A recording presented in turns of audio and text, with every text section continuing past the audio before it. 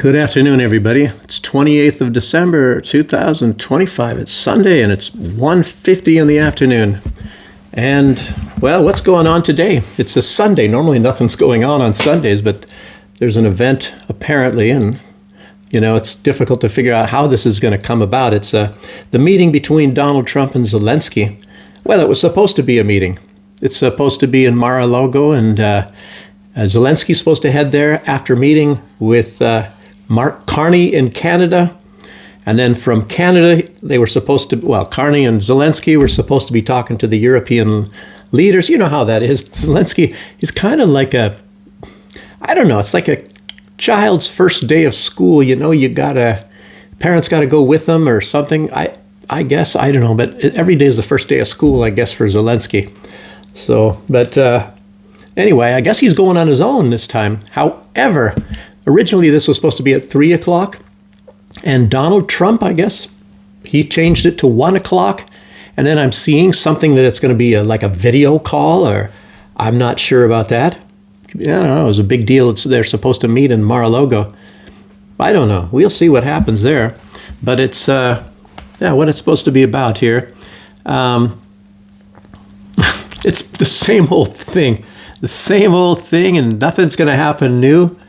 And how many times have we heard, they're very close to a peace. And I think Donald Trump has even said that. It's kind of like a serial, like a television serial. Like, next week it's going to be so great. And I don't know. And I don't think Russia has any illusions about what's going on. Russia's had the same stance the entire time, and they keep coming up with something new. And as you all see, and I don't know if it's Zelensky, partly Zelensky, of course, or at least he makes you think that it is Zelensky, but it might be the Europeans, that they're trying to snatch victory out of the jaws of defeat, to make it look like Russia's actually the one that lost for the most part. And, originally, remember, Zelensky was saying all the territories has to come back. Putin has to go to a war crimes tribunal, and then huge amounts of reparations, even though they were never winning. But, it's like, where does that come from? And, of course, he's slowly been scaling back a little bit more and a little bit more, Zelensky. And I guess now, what was it? It was supposed to be he said freezing the line of contact and where it is at, or I don't know. And the ceasefire, there's not going to be a ceasefire. How many times have they had ceasefires? Even I think Zelensky was accusing Vladimir Putin this time of, look at how cruel and heartless he is, not even a ceasefire on Christmas. Well, what happened when Putin had ceasefires on Christmas before? The Ukrainians just kept on firing. And of course, the Russians were ready because they knew that, when you're dealing with nasties, the Nazis over there, they're not going to obey anything. It's not like the United States or Israel, Ukraine. It's kind of like the same thing. There are no laws for those people. They make up the laws normally as they go along. So, and it's like landmines and all that, just like, was it Latvia now is withdrawn? I'll get to that one too. It's about, more about Kaliningrad. Always something going on there.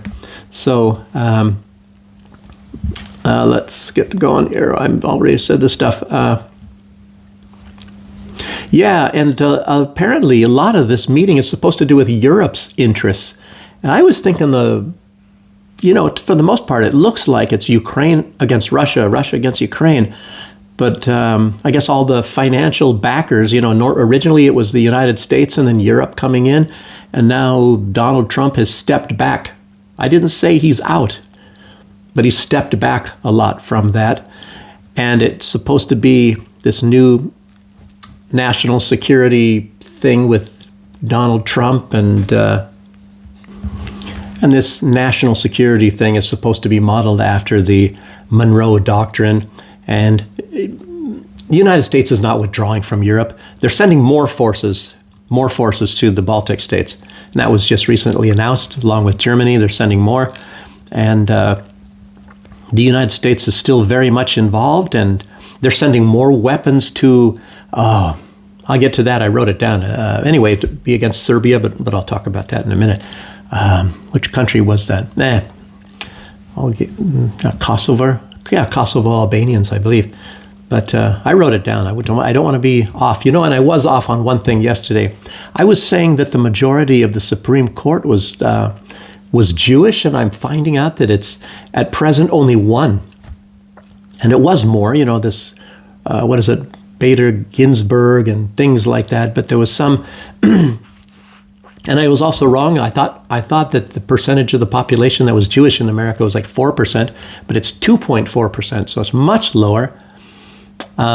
Maybe I was getting something about it, like a certain percentage. Maybe that meant I might have misheard, or maybe somebody gave me some wrong information. So maybe it's referring to the people in the Congress, or maybe the Senate, or maybe some other, like overall the judiciary, federal judges or something. But anyway, I was off, so I have to admit I'm not. Gosh, I'm like, I guess I'm not like Ben Shapiro. Ben Shapiro makes a lot of mistakes and says a lot of lies and things, and he never corrects himself. Candace Owens corrects herself, but not certain other people. And I'm waiting to see if Alex Jones corrects himself. He was saying that it's ridiculous about these Egyptian planes, that they were somehow kind of present in areas all the time where, like, I don't know if it was Erica Kirk, or I didn't pay much attention. But anyway, it's about these Egyptian planes. And it turns out it is definitely true. And Alex Jones is trying to make it sound, there's a conspiracy theorist, but Alex Jones is wrong. But he should come out and say, I made a mistake. And yes, there are these Egyptian planes. And of course, sometime later, of course, Candace Owens found out that they are like leased to Israelis. So it's Israel messing with Turning Point USA or Charlie Kirk or Erica or the whole organization.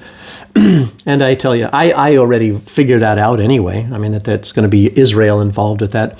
There's so much. And Candace is pretty much accurate, I think, probably up and beyond 90%.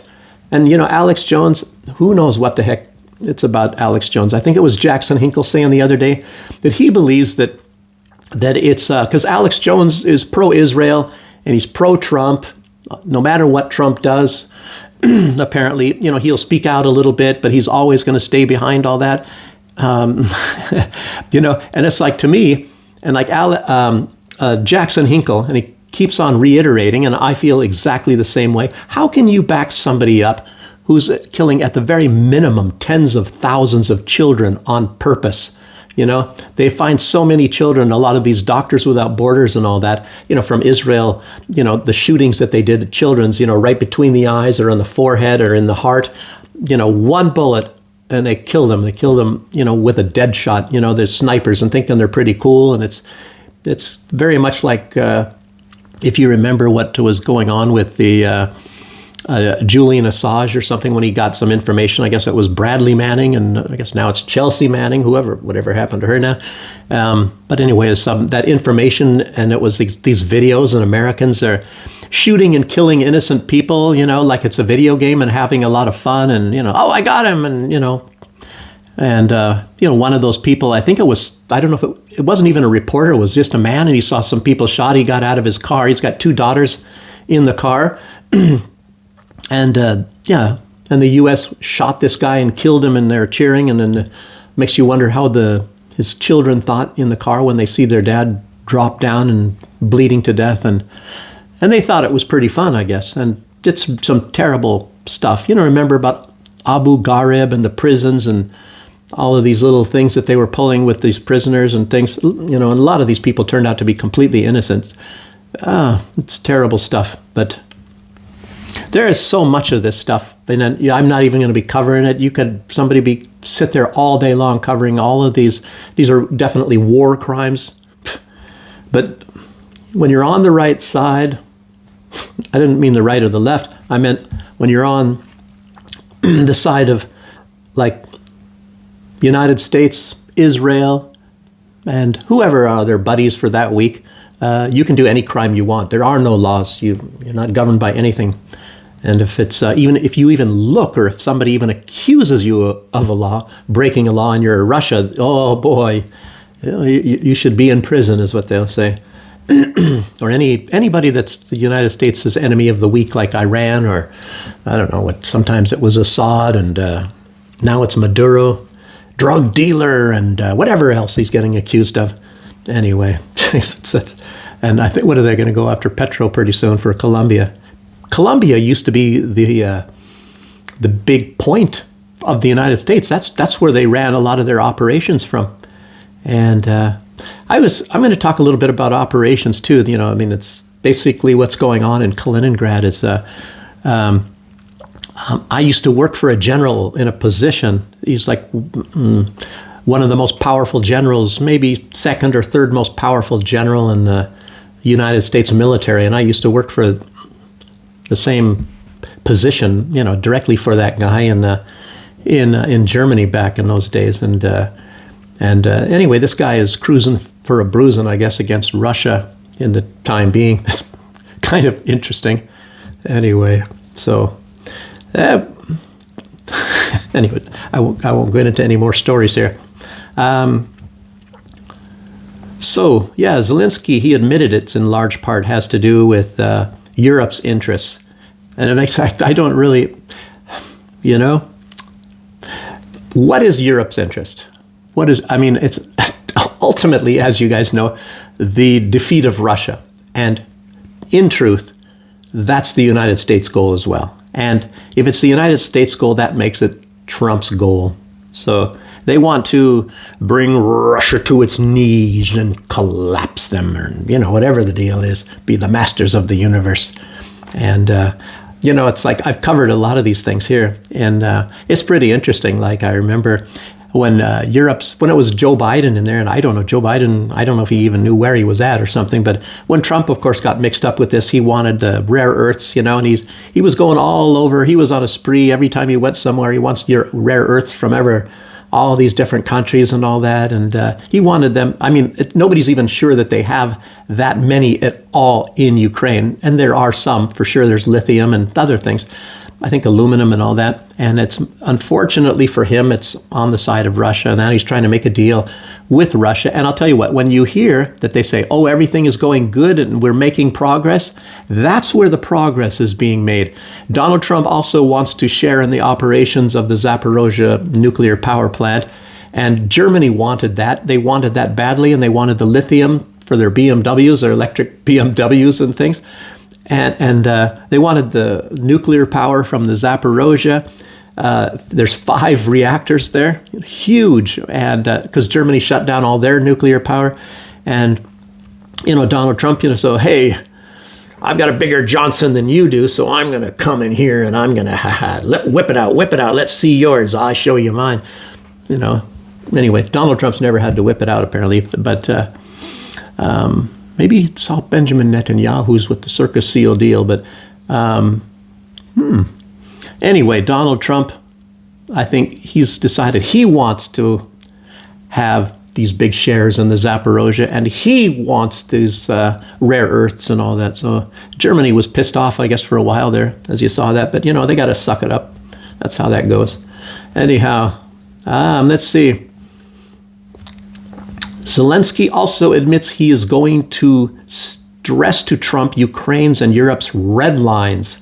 I remember reading that. He's going to say, what are Ukraine's red lines? It's like, are you winning? Are you actually are you prevailing in this contract? I mean, where do you get to come up with saying what your red lines are? It's almost like you better, you know, take it. You better eat what's put on your plate, boy, you know? Yeah. It's like, what's wrong with this picture? You know, the losers get to dictate the terms, I guess, is what Zelensky believes. You know, he thinks that's his whole deal about getting all of these EU 7 dwarfs behind him. He's thinking, well, I'm Snow White, and I got the 7 dwarfs here, and yeah, and you just have Pushkin, Russia, and you know, that's it. And I have more than you do.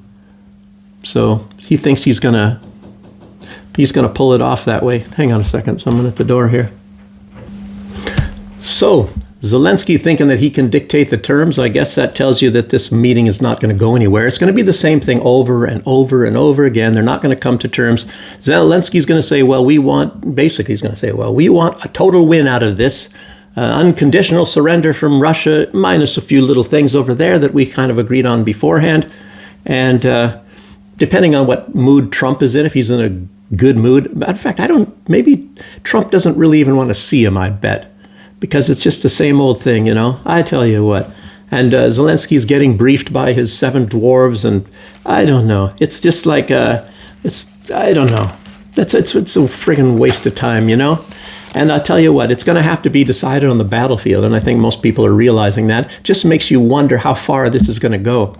And, that was a big question for me, and I was wondering, you hear sometimes a lot from Colonel McGregor, and he's talking about this.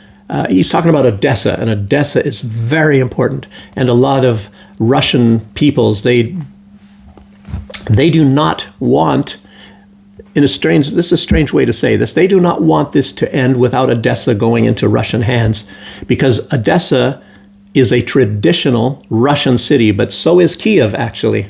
Kiev was the first Russian city, and I've talked to you guys about that in a lot of other videos before. And, well, how can you say that? Because Kiev is the capital of Ukraine. But it wasn't always. It was the capital of Russia before. And the first people, like I said, that were called Russians were people that had their government that seated in Kiev. And that was Kievan Rus. And those people under that government were called the Russians. I rest my case on that one. So, and anyway, then it moved to a few other places. I think Vladimir was one place where the Russian capital had moved to. I was thinking of Novgorod, but I'm not actually positive. Anyway, it settled in Moscow, and it stayed in Moscow so that time. So it was just like the first capital of the Russian Empire, which is exactly what it was, capital of the Russian Empire. And then at one point in time, it probably wasn't called Ukraine at that time. I'm not even sure when that name came about. But Ukraine, of course, means on the edge, which means on the edge of the Russian Empire. So Ukraine was always a part of the Russian Empire. So Kiev, Russia, what do I keep saying? Kiev now. Ukraine was always a part of Russia. And of course, they're the Eastern Slavs. And just like the Belarusians are also Eastern Slavs, they're that Slavic family. And that's why Russia is not going, as the United States would go, just bomb everything, or like Israel does, and just bomb and level everything and destroy everything. Russia's not doing that. They don't really do that anyway. It's not like the United States or Israel to bomb and destroy absolutely everyone. Kill them all, let God sort them out, as we were taught in the military. So Russia doesn't go by that. I don't think they're going to even get that extreme if Russia, or if the Europeans are very successful in starting a war, which they really want to do, apparently. It's like these signs are I think it's like, that can't be. Nobody would be that incredibly stupid. I don't really know what they expect to gain. They want some of these resources. Anyway, that's a whole different story. But if it goes to Odessa, that's mostly what I was saying.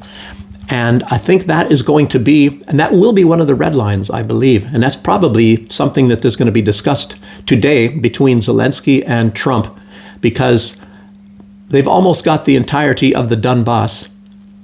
And when that is done, and they keep telling us, at least if you were listening to news over here, that Russia is advancing on all fronts. There is no front down by Nikolaev and Odessa. And then when you think about it, there is this disputed territory, as you all have heard of, Transnistria. And of course, those are pro-Russian people. And it's disputed because, is it a part of Moldova? And these people want to be a part of Russia. They don't want to be a part of Moldova. And they have autonomy, and they have actually rebelled against Moldova.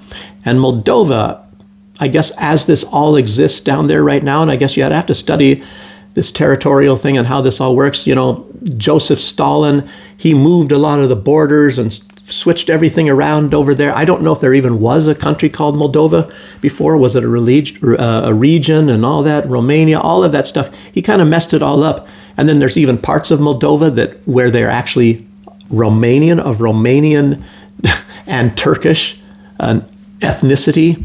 And they also, even though they're part of Moldova, they don't want to be a part of Moldova.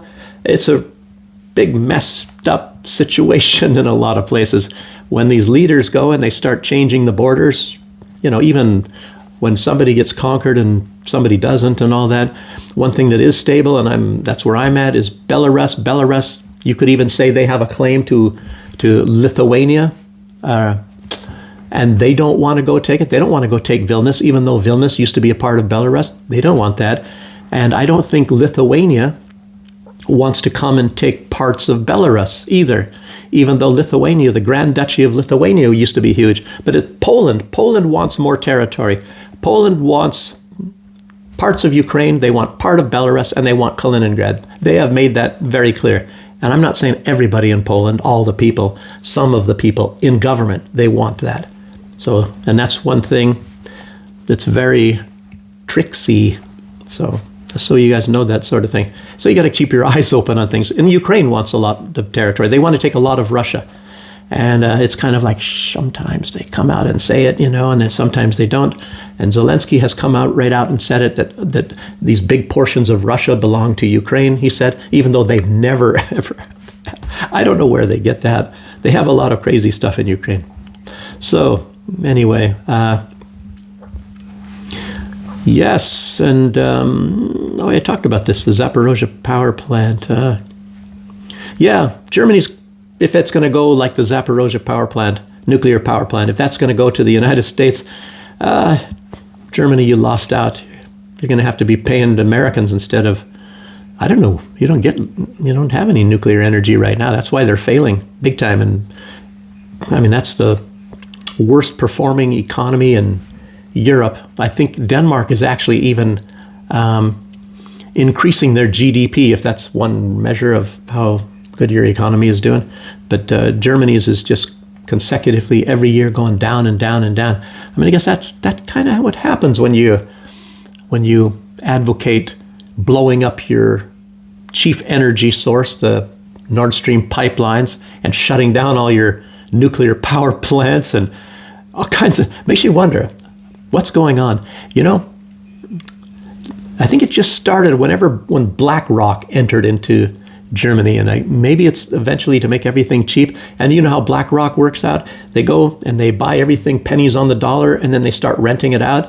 And I try to say that sometimes in my video, that if you want, the Belarusian people want the West to come into Belarus and start saying, oh, wow, we're cool. Now we're Western Europeans.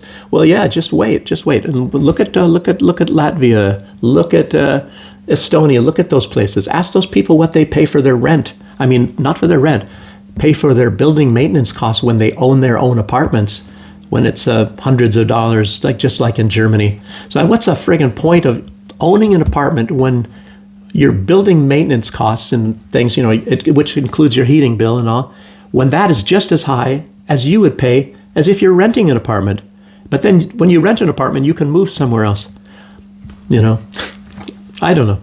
There's a little bit more to it than that, but it's like, there's the last thing that I would want to do is to have somebody that is pro-West come and govern Belarus, and then everything is going to get terrible. Right now, anyway, I don't get into that. That's other topics here. So, yeah.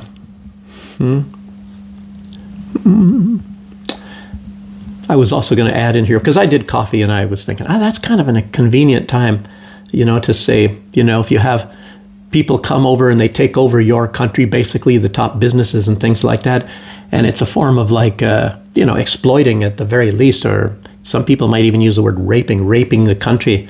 And it's a lot. I met people, some years ago, just a few years ago, that Germany does that to places in Mexico. If you go to the Chiapas region, and I remember that Alex Jones, of all people, he was selling Chiapas coffee. Maybe he still does.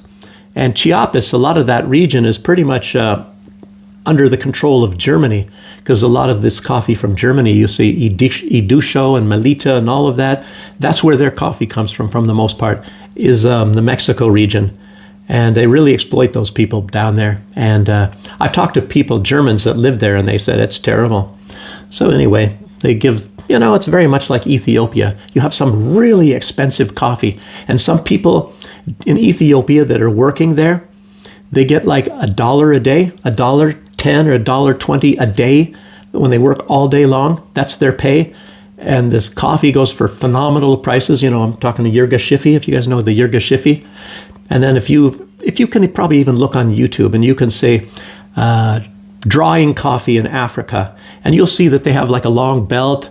It's not even a belt. It's just like a big kind of a thing with some boards, and they have some cloth stretched in between, and the people are supposed to sit there. And this is an incredible thing, and you wonder, what the heck are these people doing?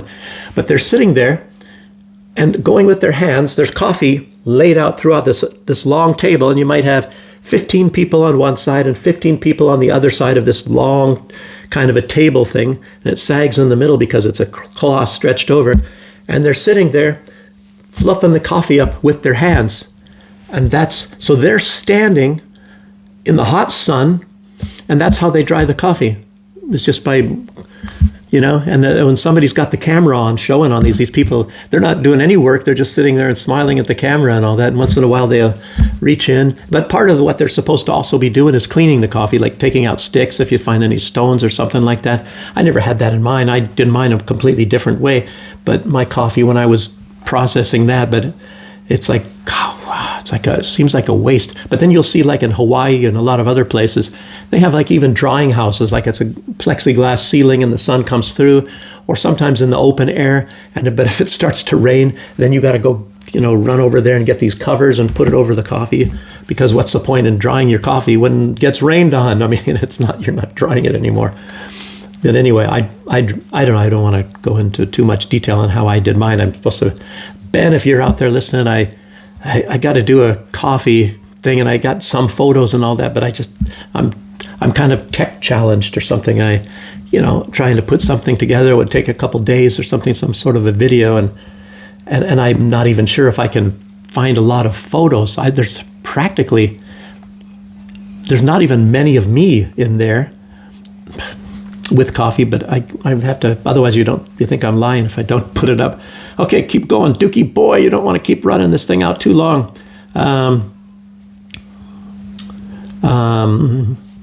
There is a very important issue, like I was saying, and this is about Odessa. I said it's like the elephant in the room.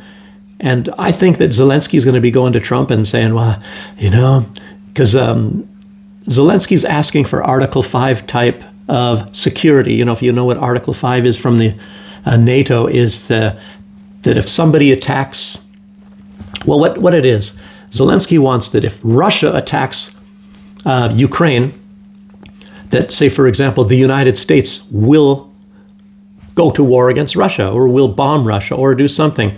And of course, Zelensky's hoping to get he's always been hoping to get a big major war going, that it would be NATO against Russia.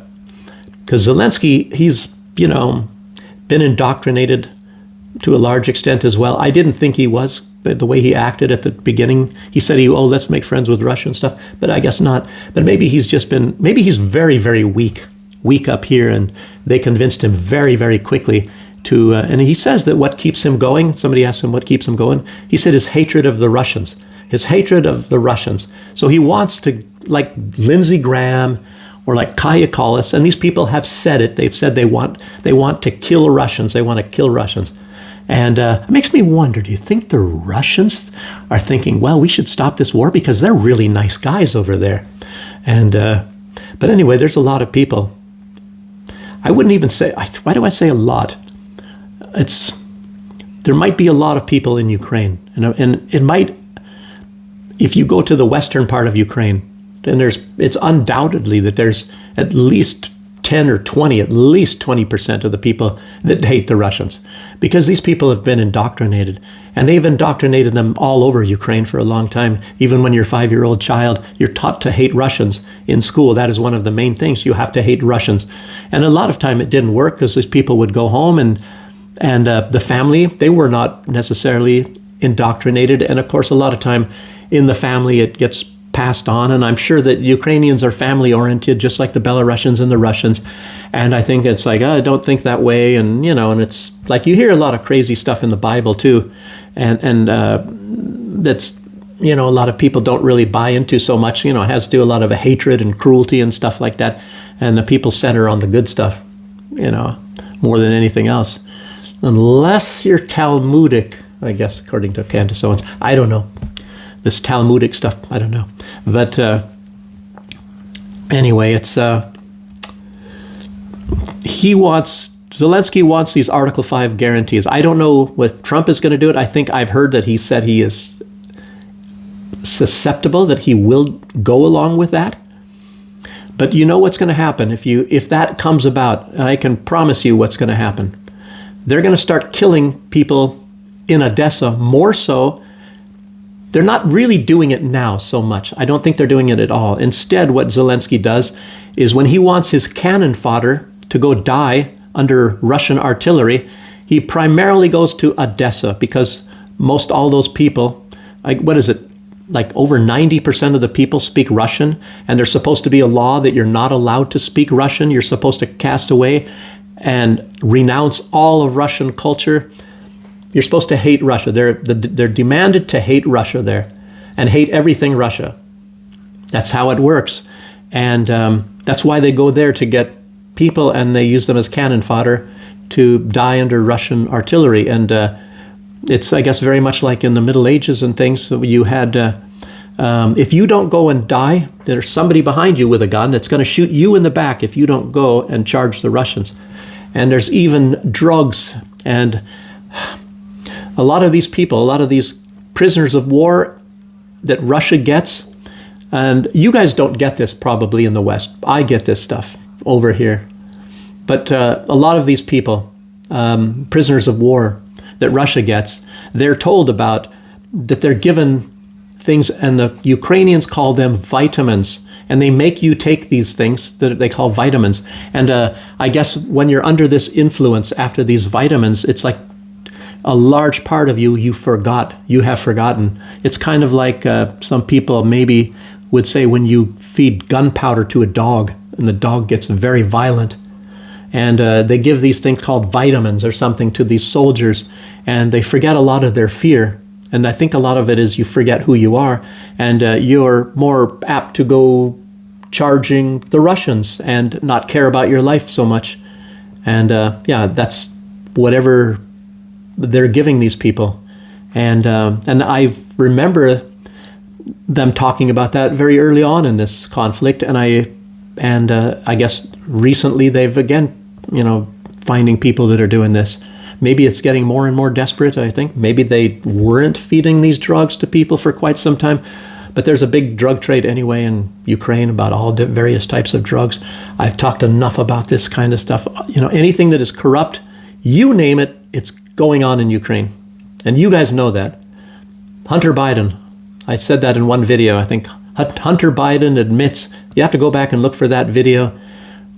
And that's Hunter Biden. There's videotapes out there of Hunter Biden saying that it's a viper's den or something, and it's so astoundingly corrupt beyond your imaginations in Ukraine. So, okay, anyway, enough of that. So, anyway, I would say, like, Odessa is like an elephant in the room, and they're not advancing in that direction. And I think there's some natural borders. Maybe the Dnieper River or something comes out somewhere nearby there, and there's Nikolaev, and it's a little bit of, but Russia could do that. And I think Russia, what's going on, the West that's, like I said, a red line for Europe. And I think that if Russia does start moving on Odessa, and you could possibly say they've been softening up. There's been some hits on there because, the British, that's where they're headquartered. I mean, their Ukraine, I don't know if you call it MI6, but they've got intelligence assets, and it's all centered in Odessa. That is the main point right there. And I believe French are even there. I wasn't hearing that, but then I've heard whispers that French also have intelligence agents as well. American, I don't know, not that much. I don't hear about. Americans used to be heavily involved in Ukraine, and they're definitely still involved, but maybe it's just to fire off ATACMS and HIMARS and things like that. And of course, they're finding the coordinates, which is Russian civilians. And of course, that means, of course, the United States military is also purposefully and knowingly killing Russian civilians. Ah, did you just hear that right? Yeah. And of course, when American families in the States hear that their kid was killed or something, they so as, I don't know, some of them probably get told it's a training accident, or, oh, they died fighting for their country. Here's a bunch of money, and it's not, I don't even know if it's so much money.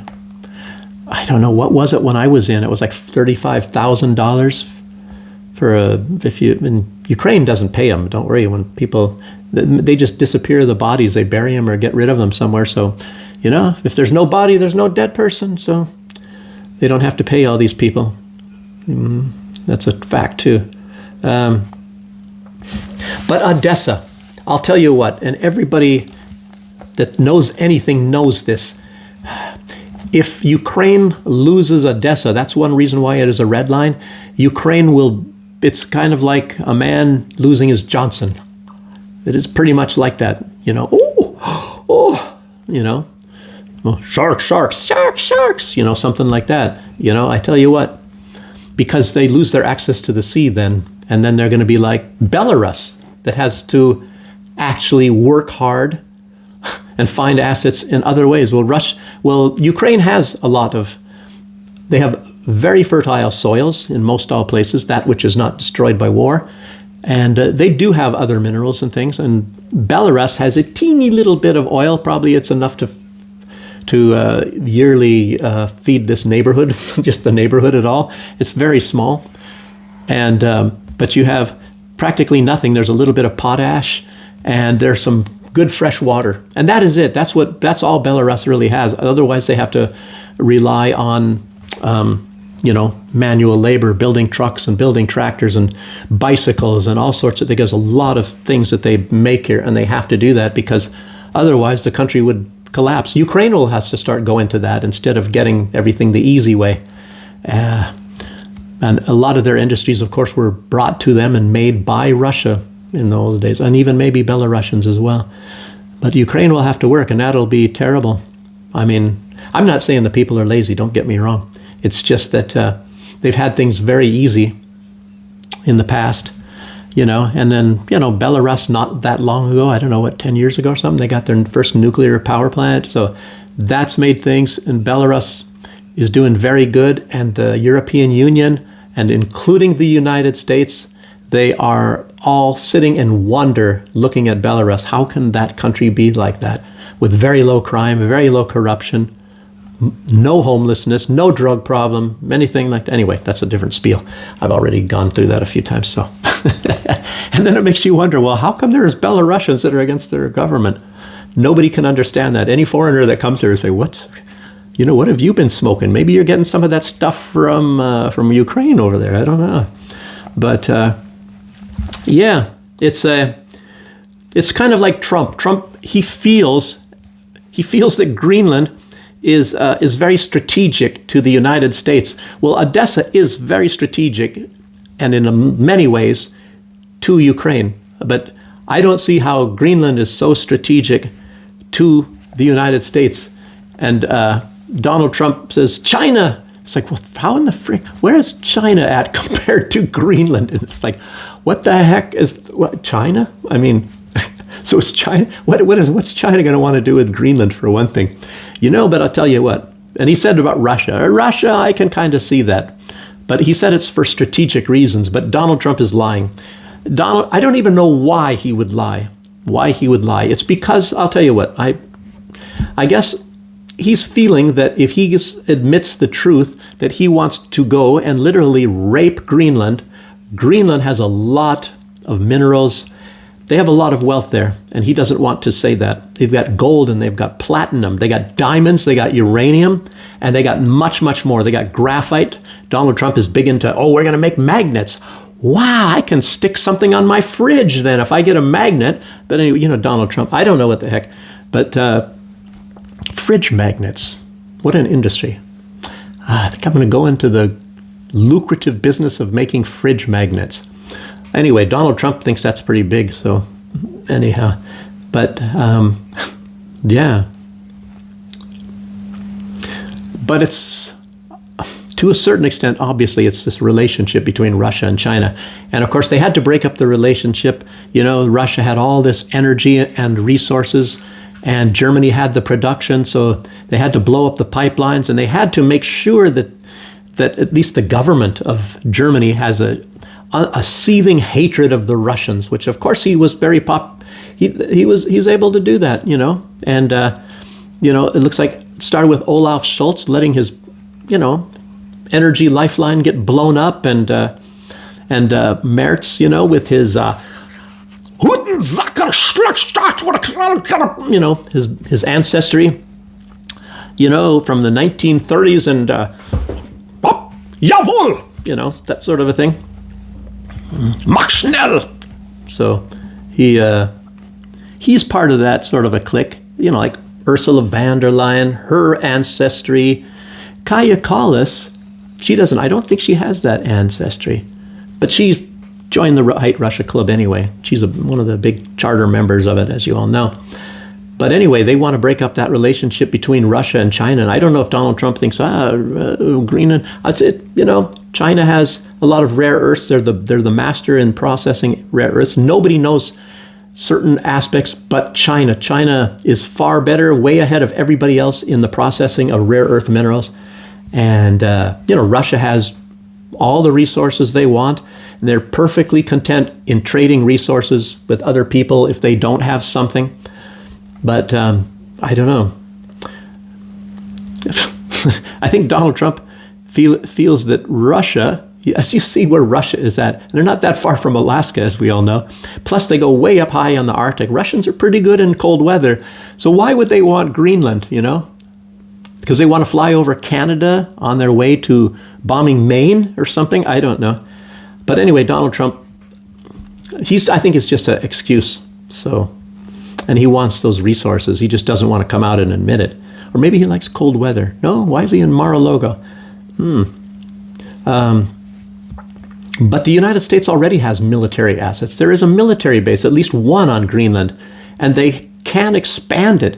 And there's a huge amount of territory there that nothing is located on in Greenland. If the United States wanted to, they could expand that. They could put another military base. I am sure of it. So I don't understand what the deal is. And they could probably tell Denmark what they're going to pay for, at least for that land. So why does he... Obviously, it's the resources. I keep getting myself in this thing, wonder, why does he want green? It's the resources, obviously. Yeah. Let's see. The West, again, they said they want to take Kaliningrad. This is what I was going to get at. And, so we're thinking of Odessa. Russia kind of, they want Odessa back. I wonder if they could trade, No. Russia they're not going to trade. They're greedy. They want to get Odessa, and they already have Kaliningrad, but we'll see how that works out with Odessa. Anyway, I tell you, it's a Russian city, Catherine the Great. Okay, but anyway, the West definitely wants to take Kaliningrad, and I mentioned before, like I used to work for the commanding general. He is the commanding general, virtually, of the entire military from every country, including Germany, including Britain, all of the militaries. He's the military commander. In fact, we're looking at Rutte, the former prime minister or something of Holland. He's not the leader of NATO.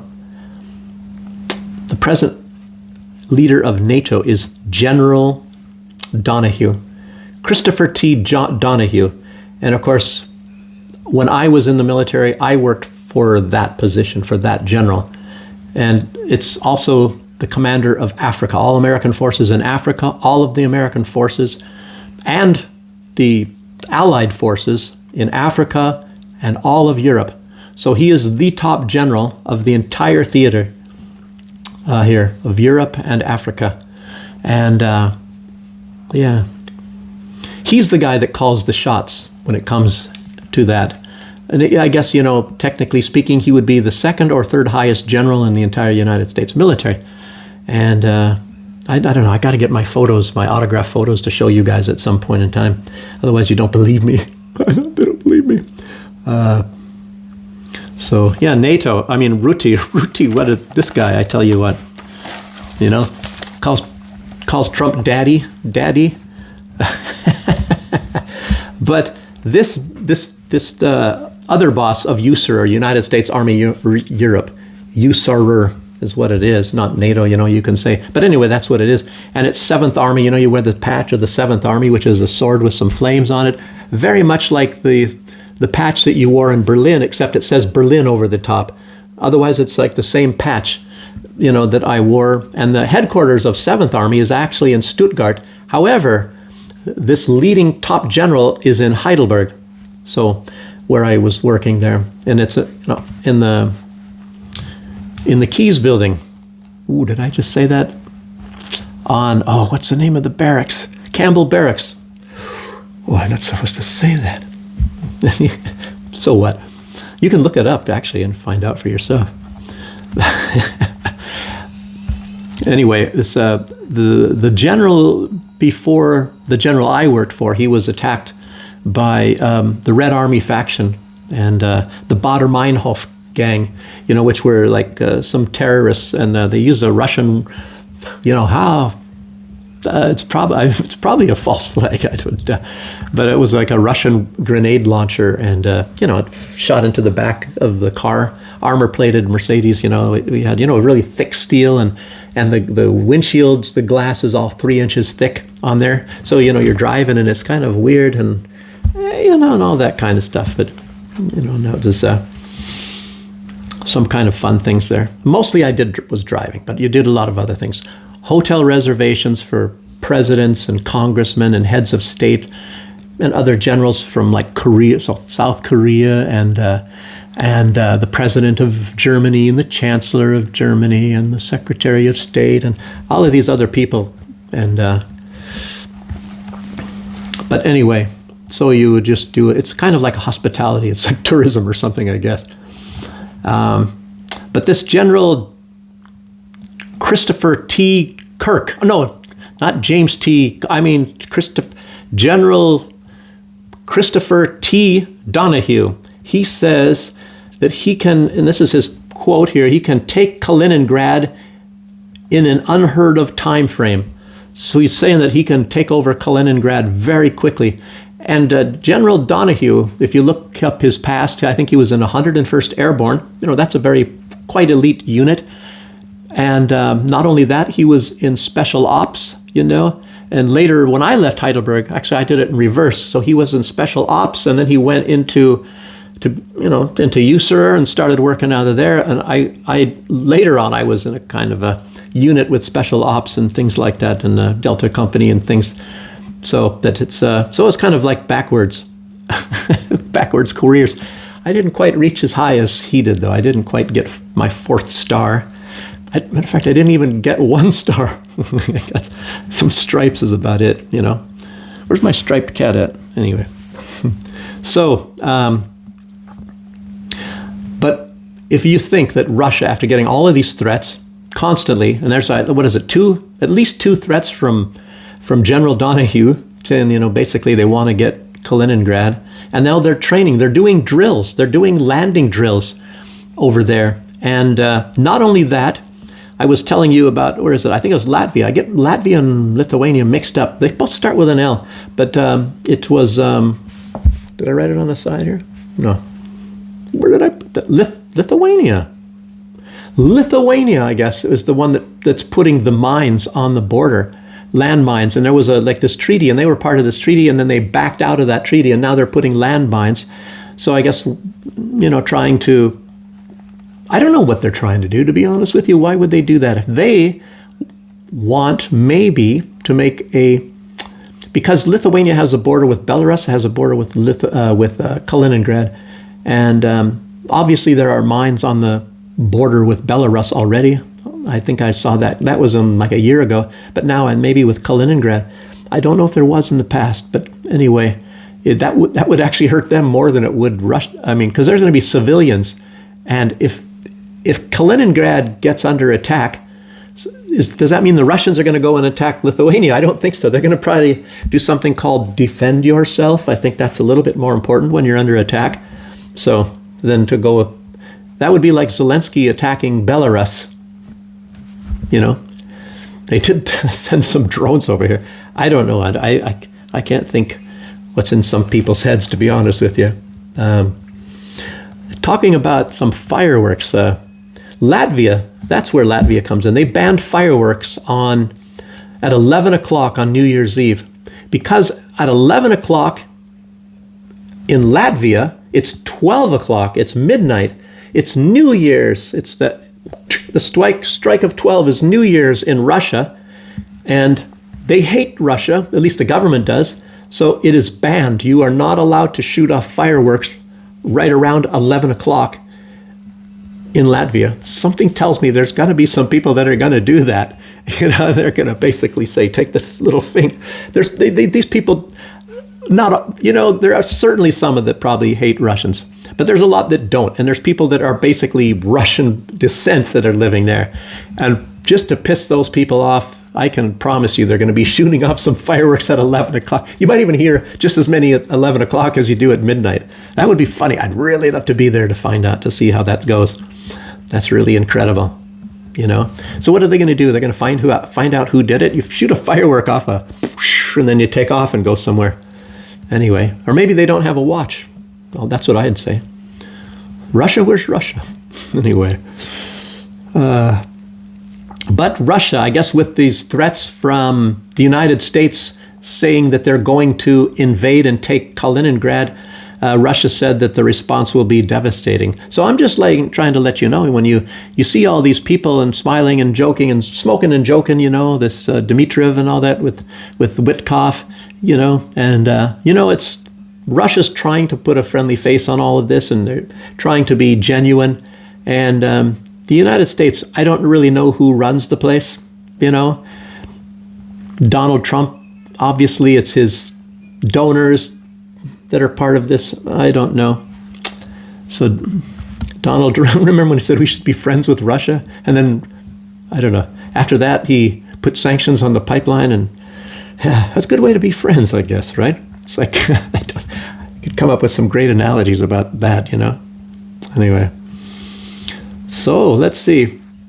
Another operation in the works by the United States, and I've told you guys about this before. You know, I keep mentioning this guy named Gunther Fehlinger. Look it up, Fehlinger, Austrian. He's an economist from Austria. He's not an Austrian economist, but if you guys know the difference, but he's an economist, and he comes from Austria, and he's part of this think tank of NATO. It's for the expansion of NATO, and it's just really weird because they're, you know, what they want to do is they separate Russia into at least 30 countries or 40. And well, he's the one that drew the borders and gave them their flags, you know, all of the separate things and the names of what he's going to call all of these different countries.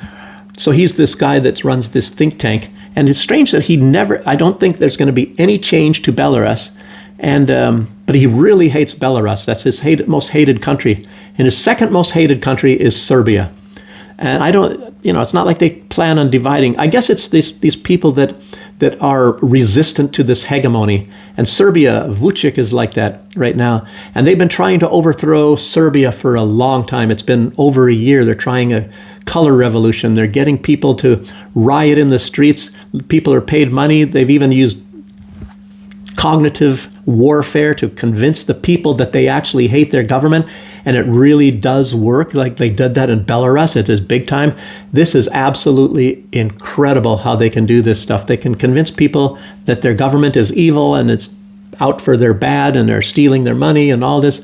Absolutely incredible how they do this stuff. And anyway, they've they've got a lot of people turned in Serbia. That is a strange thing. I was going to say Georgia, but Georgia, they didn't turn so many. They didn't turn anywhere near enough people to be hateful of their government. Now, they try to do this also in Kazakhstan and other places. Absolutely incredible. A lot of the funding, as you guys know, is going through USAID, and it's the Soros Foundation is involved in that. You have the United States State Department is also heavily involved, and that's exactly what they did in Ukraine. And that's, but the United States, for the most part, in different ways, as well as Banderite ideology, that was working on Ukraine since the 1950s. So that one worked out very good. They were supposed to, I've already mentioned before, part of the plan was to overthrow Belarus before they overthrew Ukraine. But Lukashenko kind of put a wrench in the cogs there and stopped all of that. So they had to go with Project Ukraine before they had accomplished Belarus. And this is all absolutely undeniable fact. There's Victoria Nuland, maybe even find that video that she even admits a lot of this stuff, before the Congress. So, I mean, I'm not talking like, oh, what a conspiracy theorist, I'm not Alex Jones and accusing Candace Owens or something. Yeah. Did I say that already? I was thinking, I wanted to say this, that it's proven. If I didn't say it already, I might have said it, that, Candace Owens is right, that those Egyptian planes, matter of fact, I know I said it, I remember now. So, but Alex Jones, what the heck has happened? Did they offer him some money? You never know. He wouldn't normally do that stuff, So I have to say I lost some respect for Alex Jones. I don't know what his deal is. Like I said earlier, he's pro-Israel. There's no doubt he's pro-Trump, and he wants to drink the Kool-Aid. He wants everybody to drink the Kool-Aid. And Candace Owens, bless her heart, and I mean that seriously, she is trying to keep us in touch with the real truth. Go Candace. That's all I have to say about that. So, and there's others. Max Blumenthal, Candace Owens, Jackson Hinkle, a lot of them. So, okay. The U.S. has been openly arming the Albanians, the Kosovo Albanians in Kosovo Albanians. And so that's this operation in the works, and they're sending them primarily a lot of howitzer guns. And it's coming from the United States. And I don't know if it's the European Union buying them and then just the United States, getting the money and then sending them there, I'm not exactly sure how that, maybe Vucic doesn't know. Maybe it is directly the United States doing it, but so much for the Monroe Doctrine, I guess, not to mess in other territories. Vucic also, and he actually comes right out and says this, very good leader. It's like Fico or even like Orban. They come right out and they tell everybody, they announce what these operations are and sometimes who the malefactors are, like the European Union. But anyway, Vucic also said that Turkey is involved in this, and the AU are also involved. Turkey, the EU, and the United States are still trying to overthrow the government there. Wow. And he believes, he didn't say this is a truth, but he believes that they're going to be using these against civilians. And they probably try to make it look like Vucic is doing it. Yeah. Incredible. Okay, I mentioned Candace Owens, but even Tucker Carlson, as y'all know, but I think Candace is, of course, the biggest target that they really want to take out. Maybe they think she's easier because she's a woman. I don't know. But Ben Shapiro, I guess, when he attacked Tucker Carlson, and what was he saying? Let's see. I don't know. Maybe he's just calling him like an anti-Semite or something. Same old bitter Ben Shapiro, knucklehead thinking guy. And I see a lot of these people, a lot of these comments on sites, and so many people really.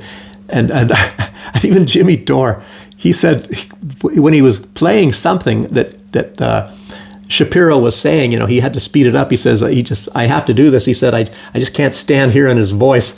And it's a little bit more tolerable, at least when you speed it up. So he speeded up, at least 50% faster. So Shapiro's talking like this. I don't like hearing him either. When you know the guy's nothing but a big con artist, it's like, once you know that, you can start picking apart all of this stuff. What else did he say? He doesn't believe that people should get retirement. They shouldn't retire. That you should work until you drop or something. Like me, I guess, kind of. I don't get retirement, So he says that's ridiculous, Or what about these politicians? A lot of them are maybe in their 70s, up to even 80 some odd years old, but they got a cushy life. I tell you what, they're pampered. I'll tell you, even then, like I told you where I worked for these generals, there was a different general. He was a lieutenant general, I guess, at the time, that was working there. And I don't tell his name. I don't have anything against this guy or nothing anyway, but he had it so good that, and the guy actually was his driver. What his driver would do when this guy was going to take a shower, the driver would turn on the shower water and adjust the temperature for the general before the general went into the room there, take his clothes off and jumped in the shower. So he had to have his shower water temperature done by a servant, I guess, for him. So it's like, whoa! I wonder if he gets tucked into bed or something as well. I have not the faintest idea. I can imagine it, though. Makes you wonder what some of these people get up to. Some of these elites anyway. Yeah, so... But,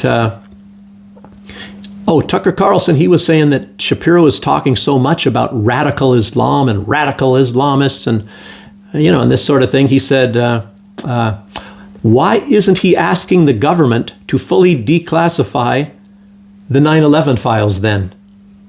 And then now some quotes. He said, if you really think radical Islam is that great a threat, tell me why you're hiding the basic facts about 9/11. Says, and the answer is, this is still a quote from Tucker Carlson, and the answer is, of course, it's not what they told us it is, or it was. And you all heard about the dancing Israelis and all that in the, and it's an honest to God truth. They even had people that came on Israeli television because they were playing it. Back then, a lot of people were pretty pissed off about, this attack on the United States. And of course, whatever we were told, Osama bin Laden, from his cave hideaway, he was directing these guys. And almost all of this stuff is just complete nonsense, crap, made up stuff.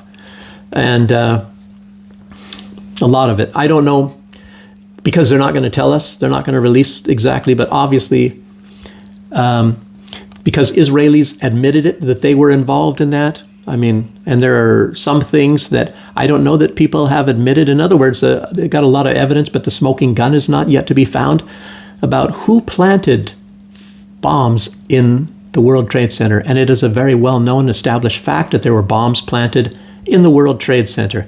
So did these Muslims that hijacked these planes on the day before that they go to the World Trade Center and put some bombs in there? No, there's a whole different story. And I was very interested in all this.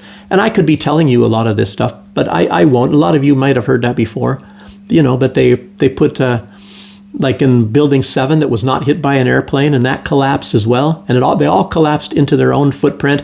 And there were people dead in the basements before the buildings fell down.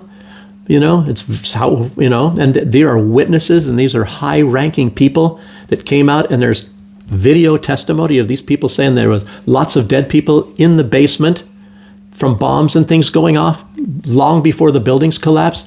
And then they got the film footage of these little explosions and things, on the World Trade. I don't know. You guys have all seen all this stuff. Anyway, you guys all know the official story is definitely not true. And it's like so many official stories are not even true. And like I said, that's one good reason why it's good to have Candace Owens. And there are some people, Sybil Edmonds, she has been threatened that if she opens up her mouth about things about 9/11, that she'll be in big trouble. And then she had this site. I've mentioned Sybil Edmonds before. Don't forget that name. She was the most gagged person in U.S. history, and I don't know if there's some now that are more gagged than she is, not allowed to say anything about it. Anyway, forget that stuff. Keep going. So, Tucker Carlson, he says, what are you trying to hide? Why don't you come and tell us? Why don't you fully declassify the files on 9/11? Oh, What about the Epstein files? What about those thousands? Pam Bondi herself said there are thousands of videos. Well, where are those? What's in those videos? You know? And why are there hundreds and hundreds of pages that are completely redacted? Completely. You don't even see the name or the date on them. They're completely redacted. Just completely black. It's like a black screen. It's incredible. Oh, but don't worry. You know, don't worry. They already took all the big shot Republicans' names out of there. So that's why it's a Democrat hoax. What a dog and pony show. I mean, it's disgusting to even have to say this stuff. I mean, it's like you feel like a weird conspiracy nutcase or something just by saying this stuff, but it's friggin' true. It's just amazing. So, yeah. And yesterday I mentioned that Japan gave Ukraine $6 billion to continue that war. And the EU, if you consider this loan, I guess the first bunch of this loan, the stolen assets, you know, it's a loan or stolen. Well, anyway, the stolen money that they stole from Russia, I guess, is the first shipment. And I hear different numbers, but it's like 45 billion that they're getting. And Canada, I guess, because he met Carney on his way to see Donald Trump, and Canada, you know, is handing over $2.5 billion to Zelensky as well. So the money's still rolling in, and you know, apparently he's going to buy the weapons from who? From the United States. So gosh, you know, so I guess that's got the silver lining in a gray cloud, I suppose. Yeah. And yesterday, I guess it was yesterday, the U.S. announced it will put medium-range missiles in Eastern Europe because they want to be friends with Russia. It'll be aimed at Russia and Belarus. Yeah. But I tell you, I don't know. Orishnik, they just went in a few days ago in Belarus, and they said that they're going to be deploying up to 10 launchers. Up to, but probably not 10. But over a period of time, there should be like 10. And I don't know so much. I tell you what, they should be putting maybe a few more, even if it's probably also going to be under Russian control. They're the ones that get to push the button. I don't know, because I would put my money on Orishnik. Orishnik, as you guys know, what happens when you get when someplace gets hit with an Orishnik bomb, it doesn't blow it into hundreds of pieces. It blows it into powder, into a darkened powder, and nothing is even legible anymore. I mean, what is it? Not legible, not recognizable. Along with that, I'll tell you what, I just saw there was something, you know, like the United States is sending huge amounts of weapons to Taiwan. I guess Donald Trump, he wants to stop wars. He doesn't want to start wars. That's why he's sending weapons and bombs and things and doing all of these things that he's doing. But anyway, all this huge amount of money, I guess the biggest what the world has ever seen, just like my economy, like my Johnson, like beautiful hands. But anyway, so he sent all this money to Taiwan, Formosa, Taiwan, and China came out, and some guy, I don't know, he spoke very good English. He said, "Did you happen to catch our Victory Day parade from the World War II time? Did you watch the Chinese one?" He said, and if you noticed, and he mentioned there was a bomb there, and it's called something 61, has the number 61 on it. He said, "Did you happen to see that bomb?" Well, he said, that bomb, it holds 60 nuclear weapons. That one bomb, and I guess it is hypersonic. It can hit anywhere on the planet in 20 minutes. Anywhere on planet Earth in 20 minutes. Oh, but then it's called 61. There are 60 nuclear bombs and one hydrogen bomb. It's the only country in the world that has a hydrogen bomb. So it's got nuclear bombs, and those are I don't know if they're tactical nukes, maybe, and this one is a hydrogen bomb, and maybe it's, I don't know, but they say that the bombs that the United States, you know, that were made in my state, oh, what a proud moment, in the Hanford nuclear thing there, but they have those bombs are much like tactical nukes now. So, and there's tactical nukes in Belarus, of course, aiming at the West if they, you know, because they've said that they got a strong desire to want to come into Belarus. And if it happens, what happened in World War II, you know, when Guderian, he crossed into Belarus and Brest, region there at 4 o'clock in the morning on the 21st of June, 1941. And they just rolled over Belarus. Belarus is flat. And at that time, even, they had some swamps still. So they had to make some detours. And even a lot of the time, a lot of those, that's what held up Napoleon more so. But by that time, when Adolf came in, the Germans, the Nazis and the Ukrainians, they had drained a lot of the swamps, and they still had to go around in some of them, but there are even less swamps now. So they can, and even Lukashenko said that they'll roll over to Minsk in a couple of days. They can be there, and it's maybe too big of a border to put up, like a Hadrian's Wall or something. I guess, I don't know. And hey, they have enough, land mines on their side of the border, and they built the fences and things. And I don't know. Belarus has leadership has a much different philosophy on humanity and war. He hates war, and he said it's the biggest polluter in the world as well. And he doesn't want anything to do with war, but he knows they want war, and you have to have at least.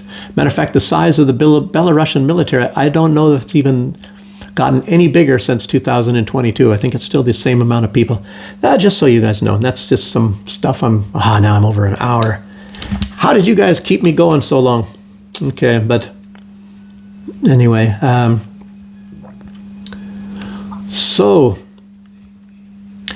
there might be 10 of those Barishnik launchers and maybe over a course of many years. And but the United States said that they're going to put more military in Eastern Europe. So they're sending more to the Baltic states, getting ready to come over to Belarus and Russia and have a big party, I think. And like I said, so much for the Monroe Doctrine, whatever that Donald Trump is trying to bring out of the closet and dust off. So people, that's all I have today. I'm grateful that you joined me. I hope your holidays are good. We have snow outside in Minsk right now, a couple of days late. Christmas was a few days ago. We had a little bit of snow around that time anyway. But anyway, I think Moscow has snow already. Anyway, thanks for joining me, everybody. I'll see you next time. Bye.